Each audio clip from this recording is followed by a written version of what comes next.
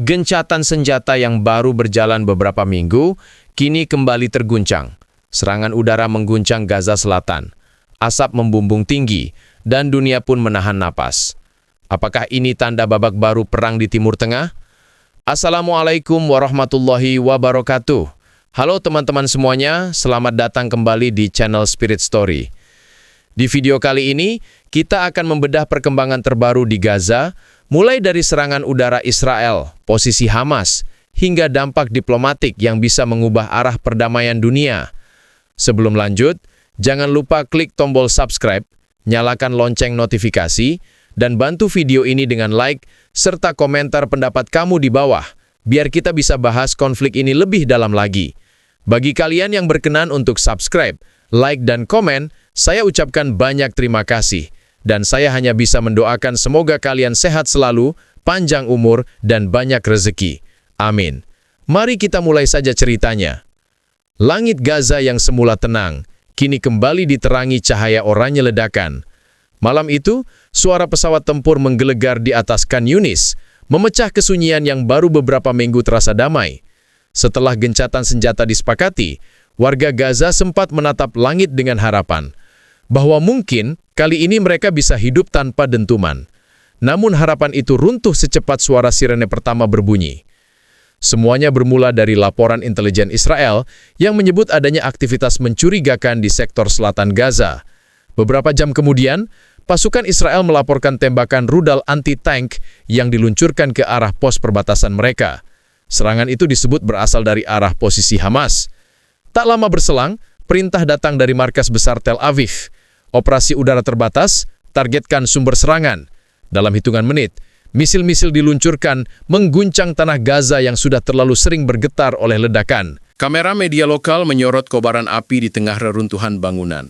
Asap membumbung tinggi, sementara warga berlarian mencari perlindungan. Di antara kepanikan itu, seorang anak kecil berusia 8 tahun menatap langit, menutupi telinganya dengan kedua tangan. Ia baru saja mulai berani tidur tanpa rasa takut, namun malam itu mimpi buruk kembali datang. Militer Israel menyebut serangan itu sebagai tindakan defensif dan terukur. Namun di sisi lain, Hamas menuduh Israel telah melanggar perjanjian gencatan senjata. Bagi mereka, serangan udara apapun, sekecil apapun, adalah bentuk penghinaan terhadap perundingan yang rapuh. Hamas mengumumkan siaga penuh di seluruh sektor selatan, dan pejuang mereka bersumpah akan membalas dengan cara yang tak terduga. Sementara itu, laporan dari koresponden internasional menggambarkan suasana mencekam di lapangan. Ambulans melaju di jalan-jalan sempit, sirinenya bersahutan dengan ledakan di kejauhan. Rumah-rumah yang sebelumnya dijadikan tempat pengungsian, kini berubah menjadi reruntuhan. Warga sipil yang sudah terlalu lelah dengan perang, hanya bisa berdoa agar fajar segera datang tanpa dentuman baru.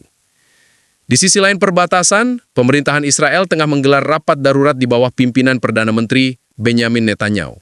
Ia menegaskan bahwa setiap serangan terhadap warga atau tentara Israel tidak akan dibiarkan tanpa balasan. Netanyahu juga memperingatkan bahwa perbatasan Rafah, satu-satunya jalur keluar masuk utama Gaza, akan tetap ditutup sepenuhnya sampai Hamas menyerahkan jenazah sandera yang ditahan sejak perang terakhir.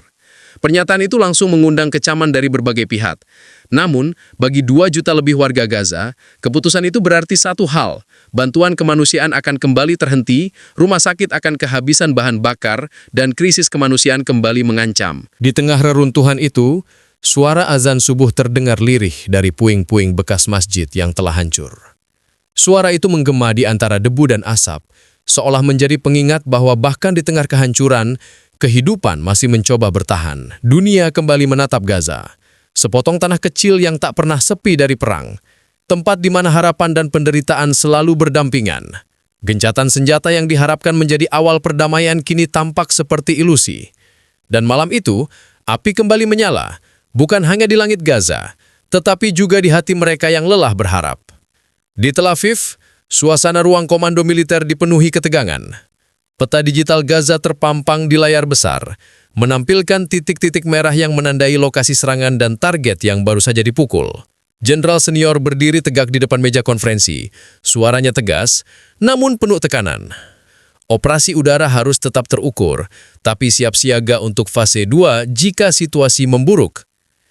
Kalimat itu menggema di ruang berpendingin udara, sementara di luar sana, Gaza masih terbakar. Israel menamai operasi kali ini Precision Dawn, sebuah istilah yang tampak diplomatis, tapi syarat makna militer.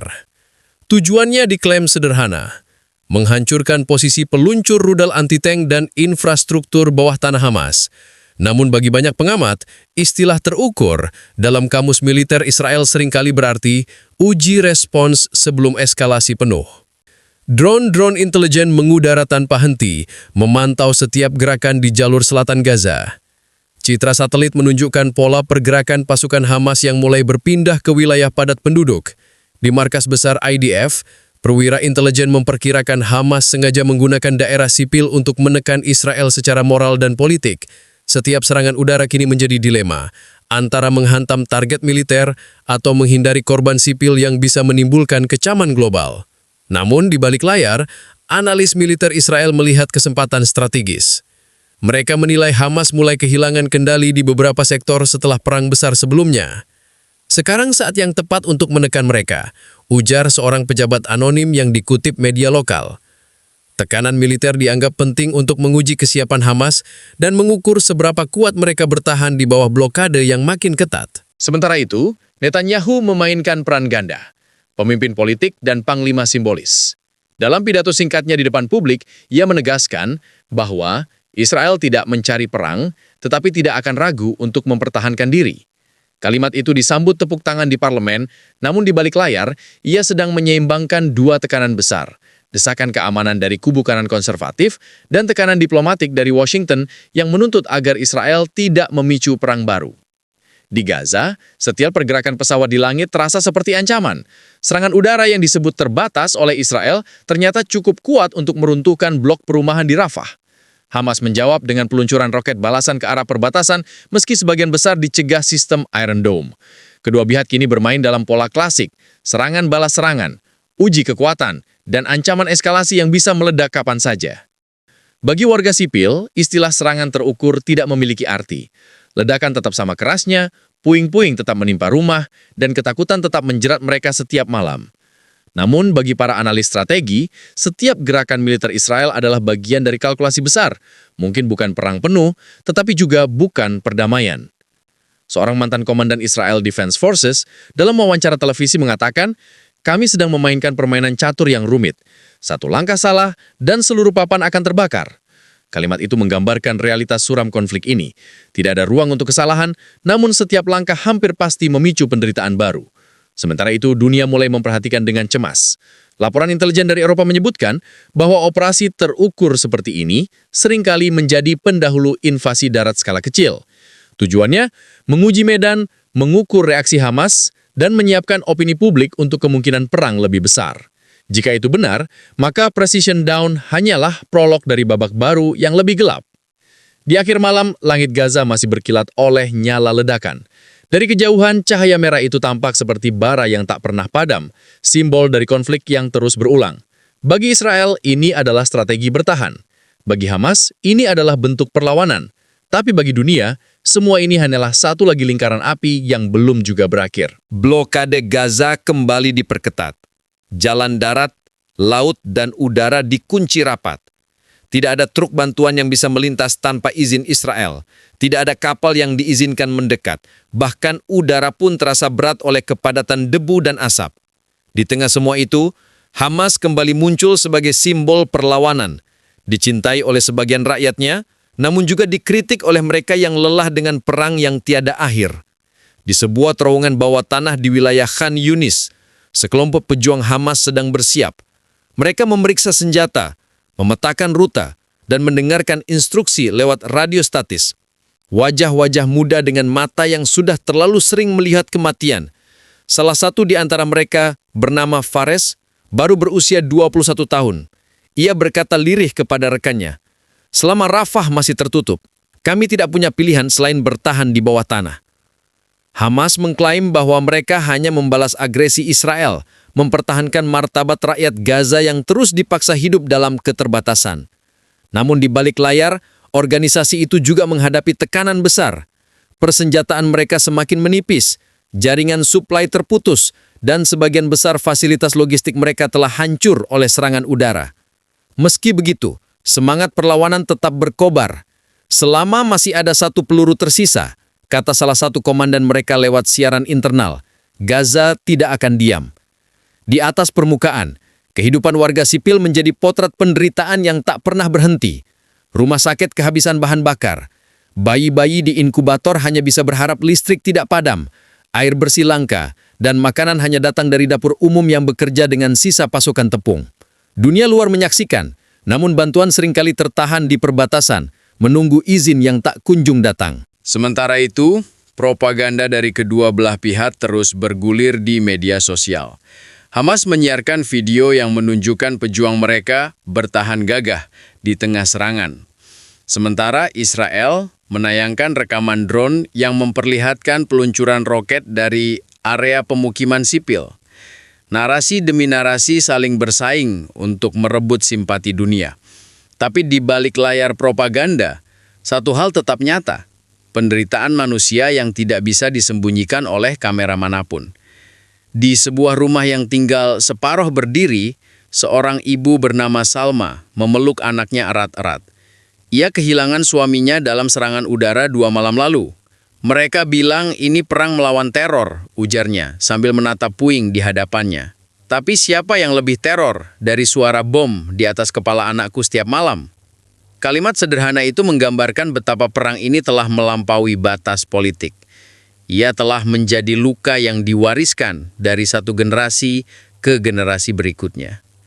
Hamas tahu, semakin lama mereka bertahan, semakin besar tekanan internasional terhadap Israel.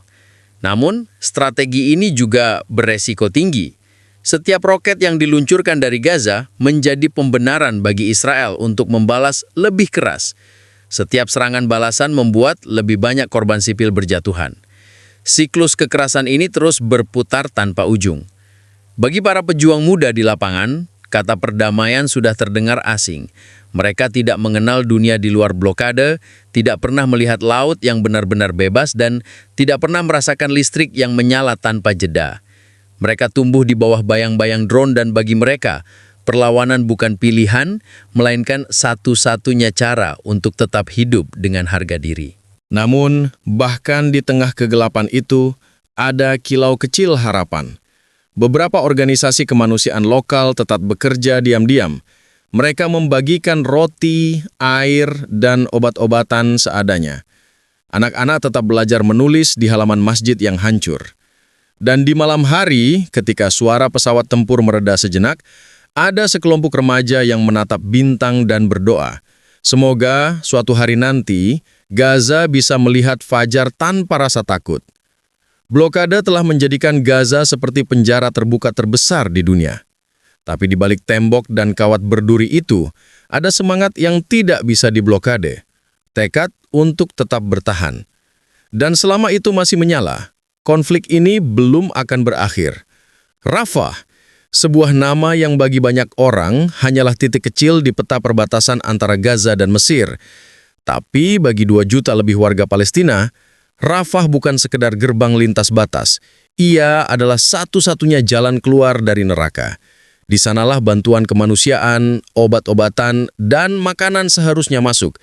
Di sanalah pula harapan bertahan hidup menggantung pada keputusan politik yang dibuat jauh di luar tanah Gaza. Namun, pagi itu, gerbang Rafah kembali tertutup rapat. Barisan truk bantuan berderet sejauh mata memandang, mesinnya dimatikan, para sopir duduk lemas menunggu izin yang tak kunjung datang. Dari sisi Mesir, aparat keamanan berjaga dengan wajah tegang. Di sisi Gaza, warga yang berharap bisa menyeberang hanya bisa memandangi pagar besi yang membisu. Suara anak-anak menangis bercampur dengan teriakan para relawan yang memohon agar jalur dibuka, meski hanya untuk mengirim obat bagi korban luka. Keputusan menutup Rafah datang langsung dari Tel Aviv.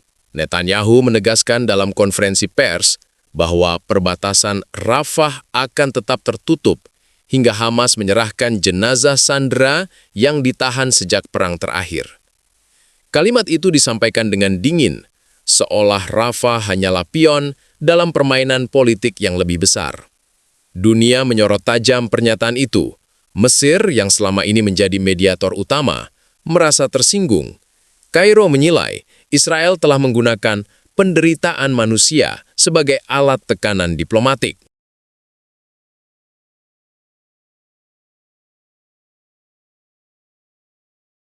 Sementara itu, di balik pagar perbatasan, Gaza kembali ke titik krisis.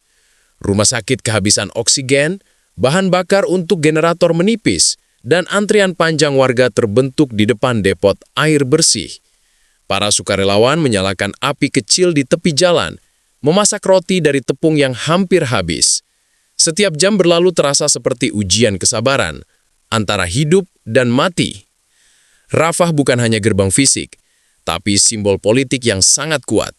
Israel menganggapnya sebagai titik kontrol strategis, jalur yang bisa memutus atau menyambung denyut nadi Gaza. Bagi Mesir, Rafah adalah kartu diplomasi. Terlalu terbuka berarti tekanan dari Israel dan AS. Terlalu tertutup berarti kecaman dari dunia Arab. Dan di tengah dua kepentingan besar itu, rakyat Gaza menjadi korban diam yang terjebak di antara keputusan negara-negara yang lebih berkuasa. Sebuah laporan dari kantor berita Al Jazeera menggambarkan suasana di lapangan dengan memilukan. Seorang anak perempuan berusia 10 tahun duduk di atas koper kecil di depan gerbang yang tertutup. Ia berkata pelan kepada reporter, "Kami hanya ingin keluar. Ayahku sakit dan butuh operasi di Mesir." Kalimat sederhana itu memecah hati siapapun yang mendengarkannya. Namun, dunia tampak terlalu sibuk berdebat soal politik untuk benar-benar mendengarkan. Ketegangan meningkat ketika beberapa relawan internasional mencoba menerobos dengan konvoi bantuan. Tentara Mesir melepaskan tembakan peringatan ke udara, memaksa mereka mundur. Gambar-gambar itu menyebar cepat di media sosial, menimbulkan gelombang protes global dengan tagar #OpenRafahNow. Demonstrasi muncul di Istanbul, London, dan Jakarta. Di berbagai kota, ribuan orang turun ke jalan membawa poster bertuliskan "Buka Gerbang Kemanusiaan". Namun di ruang diplomasi, semua pembicaraan berjalan lambat. Amerika Serikat menyerukan deeskalasi, sementara PBB menggelar sidang darurat tanpa hasil.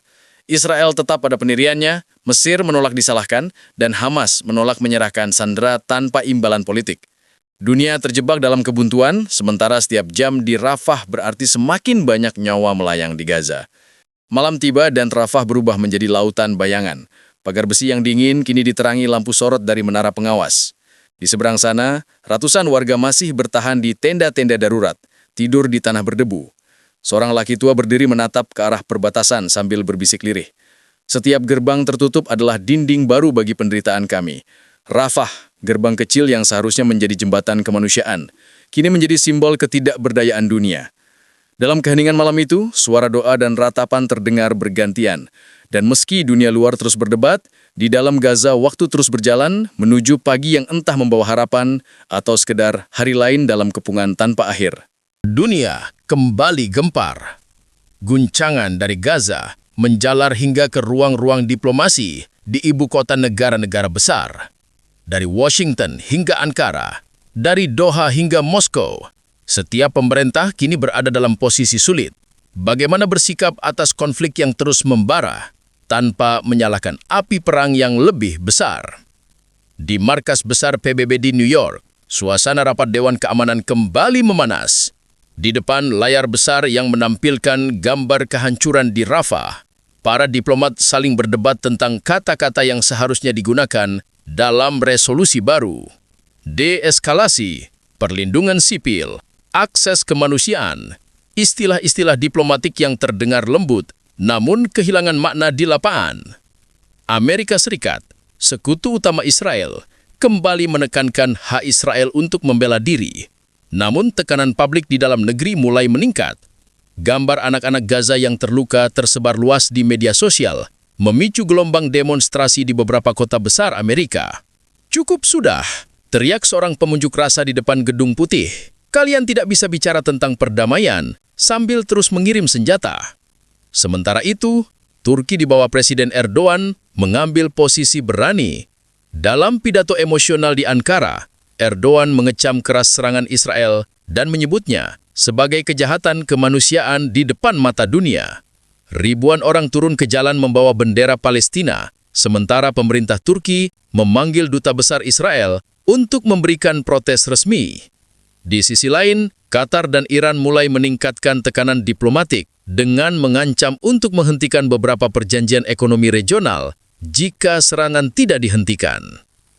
Uni Eropa berada dalam dilema klasik. Negara-negara seperti Spanyol dan Irlandia menyerukan penghentian total serangan dan pengakuan resmi negara Palestina, sedangkan Jerman dan Prancis lebih berhati-hati. Menegaskan dukungan terhadap keamanan Israel tetapi meminta proporsionalitas. Namun di balik semua pernyataan diplomatik itu, satu hal menjadi jelas. Eropa terbelah dan solidaritas mereka terhadap isu Timur Tengah kembali diuji. Di kawasan Arab, suara kemarahan semakin keras. Mesir, Yordania dan Arab Saudi menuntut agar Rafah segera dibuka dan menyerukan gencatan senjata kemanusiaan. Namun pernyataan mereka lebih banyak menggema di ruang sidang daripada di lapangan. Israel tetap bergeming. Netanyahu tahu bahwa dunia hanya bisa berbicara sementara ia masih memegang kendali di lapangan. Sementara itu, Rusia dan Tiongkok melihat kesempatan strategis. Mereka memanfaatkan kekacauan diplomatik Barat untuk memperkuat citra sebagai kekuatan alternatif. Menteri Luar Negeri Rusia menyerukan pertemuan khusus di Moskow untuk membahas stabilitas kawasan. Sementara Beijing mengusulkan inisiatif baru untuk perdamaian jangka panjang. Namun di balik niat mulia itu, banyak pengamat menilai langkah-langkah tersebut lebih bersifat simbolik daripada solusi nyata. Media internasional terus menyorot situasi ini dengan intensitas tinggi. Tayangan langsung dari Gaza memenuhi layar televisi di seluruh dunia. Di studio-studio berita, analis militer dan pakar politik saling berdebat tentang arah konflik. Kita sedang berada di ambang runtuhnya gencatan senjata, ujar salah satu analis CNN. Satu kesalahan langkah saja bisa mengubah ketegangan ini menjadi perang regional yang melibatkan lebih banyak negara. Dalam kegelapan diplomatik itu, muncul satu harapan kecil. Sekelompok negara non-blok, termasuk Indonesia, Malaysia, dan Afrika Selatan, berinisiatif mengajukan resolusi kemanusiaan baru yang menuntut pembukaan jalur Rafah dan perlindungan terhadap warga sipil. Resolusi itu mendapat dukungan besar dari negara-negara berkembang, tetapi nasibnya masih tergantung pada sikap 5 anggota tetap Dewan Keamanan yang memegang hak veto. Malam itu, gedung PBB di New York diterani cahaya lembut dari luar, namun di dalam ruang sidang, wajah-wajah para diplomat tampak muram. Dunia sedang berada di persimpangan. Apakah akan memilih jalan diplomasi sejati atau kembali membiarkan Gaza menjadi korban dari permainan kekuasaan global? Dan sementara para pemimpin dunia berdebat di balik meja kayu mengkilap, di Gaza, sirene kembali meraung. Di sana, diplomasi tidak berarti apa-apa. Yang terdengar hanyalah dentuman dan doa. Langit Gaza kembali menyala merah. Malam itu dunia seolah menahan napas. Di tengah kesunyian yang mencekam, suara dentuman keras mengguncang tanah. Tanda bahwa gencatan senjata yang rapuh itu mungkin telah benar-benar berakhir. Asap tebal membumbung dari arah Khan Yunis, dan sinar orangnya dari rudal yang melesat di udara menjadi simbol dari kenyataan pahit. Perdamaian yang dijanjikan belum juga datang.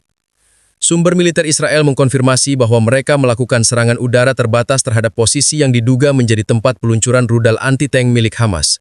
Namun laporan dari lapangan menunjukkan korban sipil kembali berjatuhan. Rumah-rumah di pinggiran selatan Gaza porak-poranda. Ambulans berlarian di jalanan yang berdebu, membawa anak-anak dan perempuan yang terluka. Seorang ibu menangis di depan kamera, memeluk tubuh anaknya yang terbungkus kain putih. Kami tidak tahu kenapa ini terjadi lagi, katanya lirih. Dari sisi lain, juru bicara Hamas menyatakan bahwa pihaknya tidak akan tinggal diam jika serangan terus berlanjut. Israel telah melanggar kesepakatan.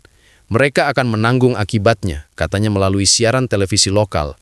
Tak lama kemudian beberapa ledakan terdengar di dekat perbatasan timur Gaza, diduga serangan balasan dari kelompok bersenjata.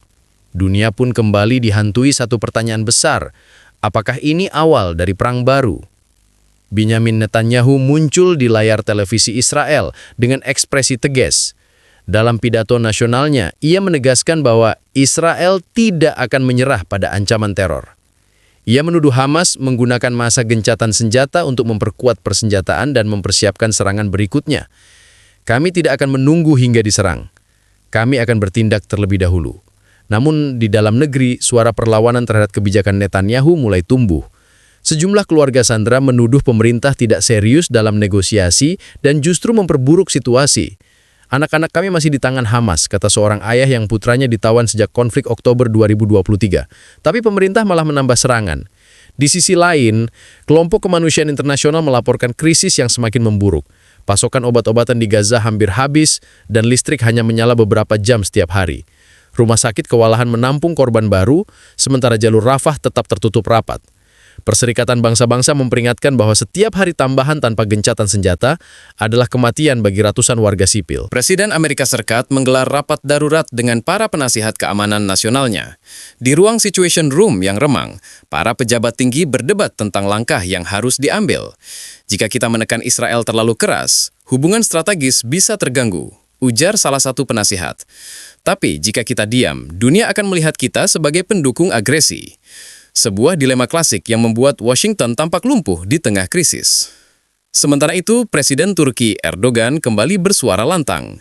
Ia menyerukan pertemuan darurat Organisasi Kerjasama Islam (OKI) dan mengusulkan pembentukan pasukan penjaga perdamaian internasional untuk melindungi warga Gaza. Usulan itu disambut antusias oleh Indonesia, Malaysia, dan beberapa negara Arab lainnya. Namun tanpa dukungan dari kekuatan besar seperti Amerika Serikat atau Rusia, rencana itu masih sebatas wacana. Di dunia maya, tagar #SaveGaza kembali menjadi tren global. Miliaran warganet menyerukan diakhirinya perang, membagikan video dan foto dari Gaza yang porak-poranda. Namun di tengah lautan solidaritas itu, muncul juga polarisasi tajam. Sebagian membela Israel dengan alasan keamanan, sebagian lagi mengecam keras atas penderitaan warga sipil. Perang narasi kini sama panasnya dengan perang di lapangan. Malam semakin larut dan langit Gaza kembali bergetar oleh suara pesawat tempur. Seorang jurnalis lokal menulis di akun media sosialnya, "Kami tidak tahu apakah besok masih ada yang tersisa dari kota ini. Tapi kami akan terus menulis, karena dunia harus tahu bahwa kami masih hidup." Di markas besar PBB, draft resolusi baru disiapkan dengan terburu-buru. Kata demi kata diperdebatkan, seruan, kecaman, permintaan, tuntutan. Namun dunia sudah terlalu sering melihat kata-kata itu tanpa hasil. Di luar gedung, para aktivis berdiri dalam diam, memegang lilin, berharap cahaya kecil itu cukup untuk menerangi nurani para pemimpin dunia. Apakah gencatan senjata benar-benar telah runtuh? Ataukah ini sekadar jeda sebelum negosiasi berikutnya? Tak ada yang tahu pasti, namun satu hal jelas, Gaza kembali menjadi cermin dari kegagalan kemanusiaan global. Selama kekuasaan lebih penting daripada keadilan dan dendam lebih kuat daripada belas kasih, maka perdamaian hanya akan menjadi janji kosong di atas kertas. Dan di bawah langit Gaza yang merah menyala, doa kembali terangkat.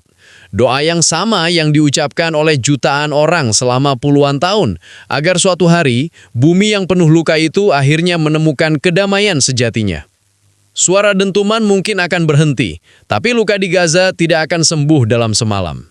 Setiap reruntuhan menyimpan cerita tentang kehilangan, tentang harapan, dan tentang dunia yang terus bercerita soal perdamaian tapi jarang benar-benar melakukannya. Konflik ini bukan sekadar soal politik atau kekuasaan. Ini soal manusia, anak-anak yang kehilangan rumah, ibu yang kehilangan anaknya, dan generasi yang tumbuh di bawah bayang-bayang perang. Dan selama dunia terus menutup mata terhadap penderitaan mereka, maka tidak ada gencatan senjata yang benar-benar bisa disebut damai. Kita sudah melihat bagaimana diplomasi beradu, bagaimana dunia bersuara, tapi kenyataan di lapangan tetap sama. Gaza kembali menjadi medan ujian bagi nurani manusia. Pertanyaannya sekarang, apakah kita akan terus membiarkan sejarah berulang, ataukah saatnya dunia benar-benar memilih kemanusiaan di atas kepentingan politik? Itulah yang akan kami terus bahas dalam setiap episode mendatang, dengan data, analisis, dan sudut pandang yang tidak bisa Anda dapatkan di tempat lain. Jangan lupa untuk dukung channel ini agar kami bisa terus menghadirkan liputan mendalam seperti ini. Klik subscribe sekarang juga. Tekan tombol like kalau kamu peduli dengan perdamaian, dan tulis pendapatmu di kolom komentar. Apakah menurutmu gencatan senjata ini masih bisa diselamatkan atau semuanya sudah terlambat? Karena suara kamu penting, dan dari suara kecil yang berani berbicara, perubahan besar bisa dimulai. Sampai jumpa di episode berikutnya. Tetap berpikir kritis, tetap peduli, dan tetap jadi bagian dari mereka yang tidak tinggal diam melihat ketidakadilan. Terima kasih sudah menonton. Wassalamualaikum warahmatullahi wabarakatuh.